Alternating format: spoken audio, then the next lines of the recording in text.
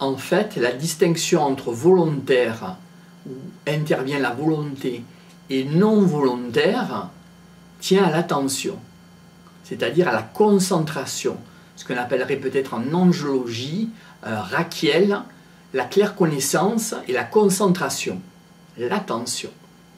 Par exemple, des hommes effrayés ou ivres ne se souviennent pas toujours de ce qu'ils ont fait parce qu'ils étaient dans cet état. L'explication fournie par Galien est qu'ils n'ont pas appliqué leur esprit.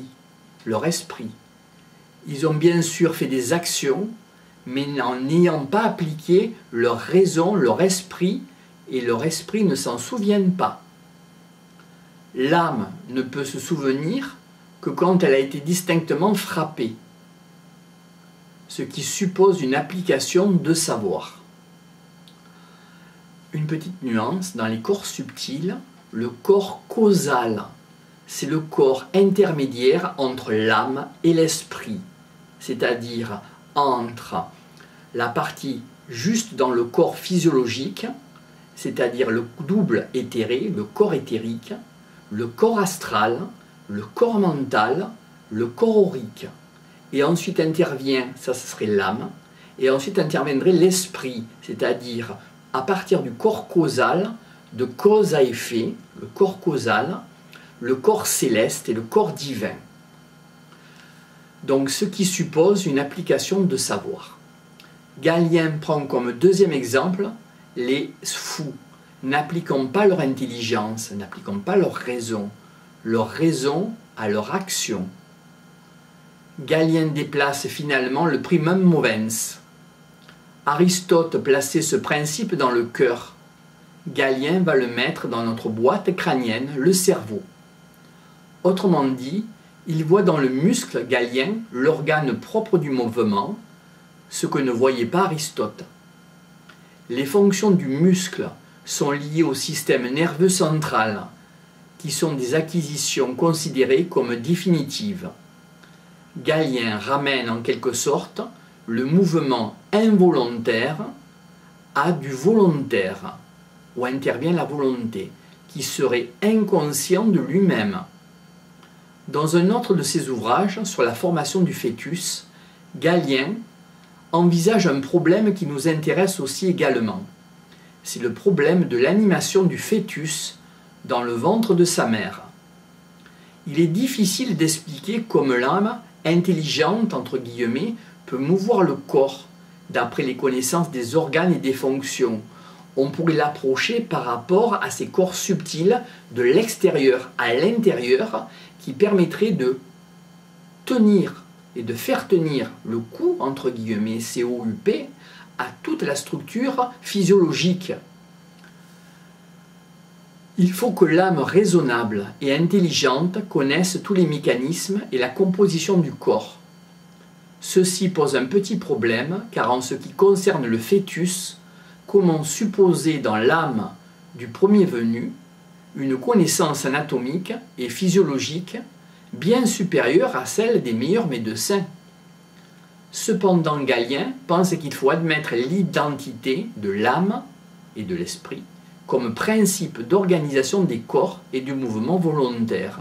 C'est un peu ce qu'on pouvait penser, entre guillemets, par rapport au corps subtil, de l'extérieur à l'intérieur, c'est-à-dire le corps divin, le corps céleste, le corps causal, l'esprit, et l'âme ensuite, à partir du corps aurique, le corps mental, le corps donc astral, et sur le corps physiologique, le corps éthéré, le double éthéré sur le corps physiologique.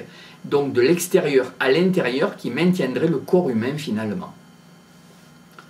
Voilà, un peu l'identité de l'esprit de l'âme comme un principe d'organisation des corps et du mouvement volontaire.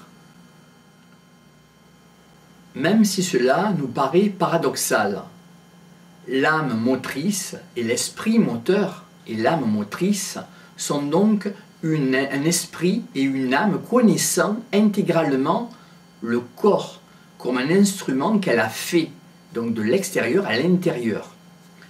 La seule différence et explication est que cet esprit et cette âme ne réfléchissent pas à sa connaissance et ce qui explique qu'un embryon puisse être doué de mouvement.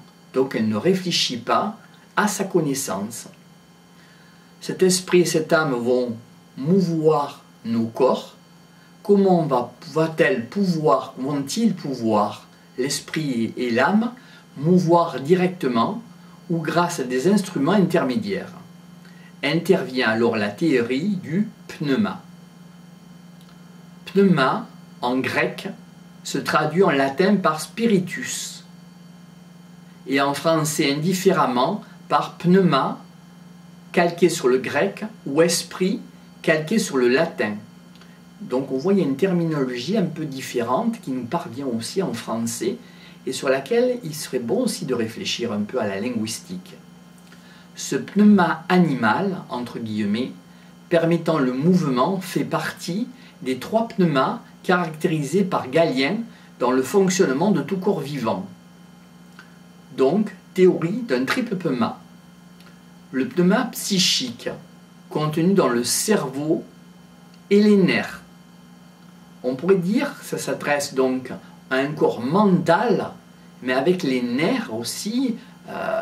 Si les nerfs viennent du corps mental, tout viendrait du cerveau, donc d'un corps subtil, le corps mental, par rapport à ce pneuma psychique.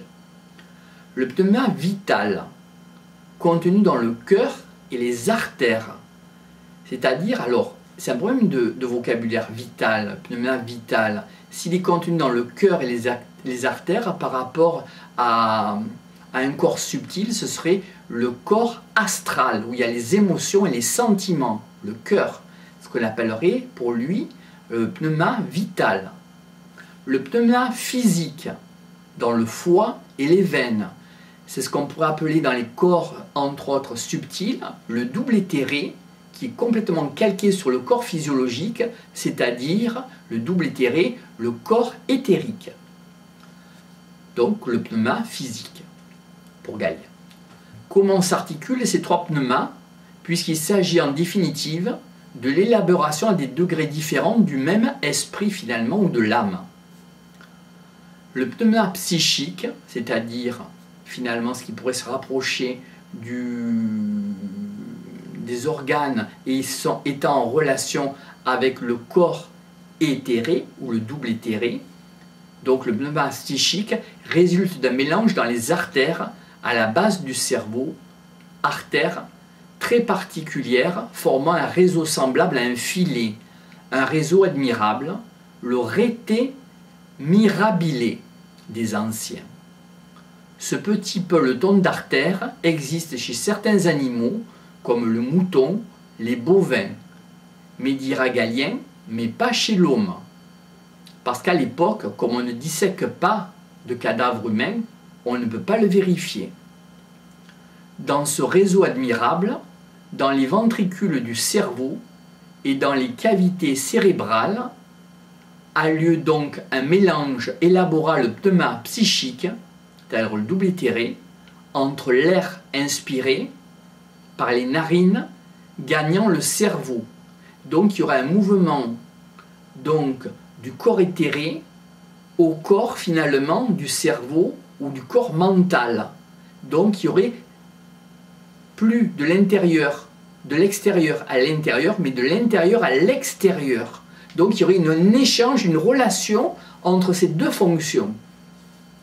Donc un échange. À travers la lame criblée de l'émoïde et l'esprit, ce qu'il appelle l'esprit vital, provenant du cœur, donc ce que j'appellerais entre guillemets l'esprit vital contenu dans le cœur, le corps astral, émotion, sentiment, provenant du cœur et ayant auparavant bénéficié d'un apport par la respiration d'air provenant des poumons, corps mental. Et ce qu'appelle donc le corps vital pour Galien. Remarque, pour Galien, les veines contiennent du sang, mais les artères contiennent essentiellement du pneuma et très accessoirement une faible quantité de sang. Galien persiste encore des équivoques jusqu'à présent. Par exemple, entre les poumons et la gorge se situe la trachée artère, or c'est de l'air qui y circule. Pour les anciens qui ont donné cette appellation, il s'agissait bien d'une artère contenant du pneuma. Le pneuma psychique n'est pas l'âme, c'est le moyen d'expression de l'âme qui va utiliser pour la connaissance sensible et le mouvement, un moyen d'expression. Galien explique également que le cerveau va être doué de mouvements appelés systole et diastole.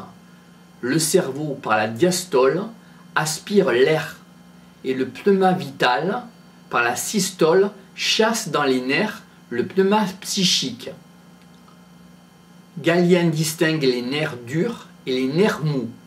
Les nerfs mous sont rattachés aux parties sensibles du corps, de la sensibilité, et les nerfs durs connectent les parties mobiles au cervelet et à la moelle épinière. Très justement, Galien considère que des parties à la fois sensibles et mobiles, comme les yeux, la langue, reçoivent des nerfs de l'une et l'autre partie. Sur les mécanismes de la contraction musculaire, il assimile les nerfs à des cordes, et des cordes qui, par exemple, quand elles sont mouillées, se détendent, et quand elles sont sèches, se resserrent. Donc Galien expose dans son traité une découverte majeure sur le mouvement des muscles. Donc les mécanismes de la contraction musculaire, il assimile des nerfs à des cordes, et ce, malgré la distinction entre nerfs et tendons. Il y a donc ici une ambiguïté que l'on ne comprend pas très bien.